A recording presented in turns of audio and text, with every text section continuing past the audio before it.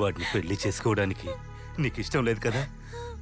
ఆ ఆనంద్ చెడ్డవాడే, కానీ వాడి మనసులో ఉన్న నిజమైన ప్రేమ నీకు తెలియట్లేదా?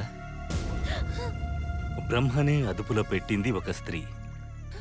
వాడిని మంచివాడిగా మార్చడం నీ వల్ల కాదా? బాబాయ్, అమ్మవారిని నువ్వు నమ్ముతున్నావు కదా, ఆమె నిన్ను కాపాడుతుంది.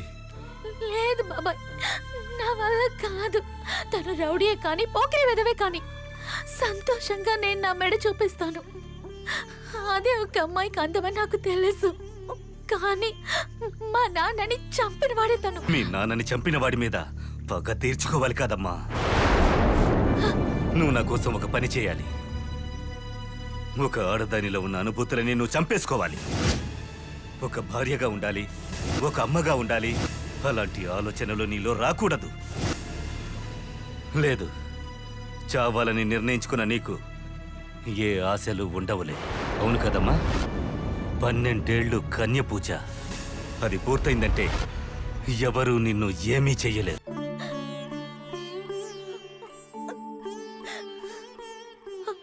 అమ్మా, ఈరోజు నాకు 18 ఏళ్ళు వస్తున్నాయి. కుదరదమ్మా. ఇక మీద నేను ఈ విధంగా జీవించటం కుదరదు.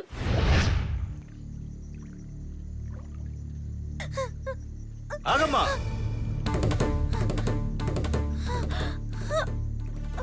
నాకు తెలుసు, రేపు ఉదయాన్నే వాడు ఆ ఆనంద్ వస్తాడు. ఆ వ్యాపారంలో భాగస్వామి అయిన నువ్వు దాన ధర్మాలు చేయడం వల్ల పూర్తిగా నేను నష్టపోవాల్సి వచ్చింది. విక్రమ, అదంతా తిరిగి రాబెట్టడానికి నా కొడుకు ఆనంద్ ఉన్నాడు. నిన్ను పంపించేస్తా పైలోకానికి. ఇక అంతఃపురంతో సహా అంతా మాకే. ఆనంద్, ఇక నుంచి ఇంట్లో ఉంటున్నా నేను, నువ్వు అందరం మరణించినట్లే. ఇక నుంచి కొత్త జన్మ, శత్రువుల్ని జయించే జన్మ. గెలవడానికి అమ్మవారి గుడిలో ఉన్న అమ్మవారి సహాయం అక్కర్లేదు. ముందే అక్కడ బంధించిన ఒక శక్తి ఉంది. అరుంధతి వద్ద నుండి చక్రపాణి బంధించిన శక్తి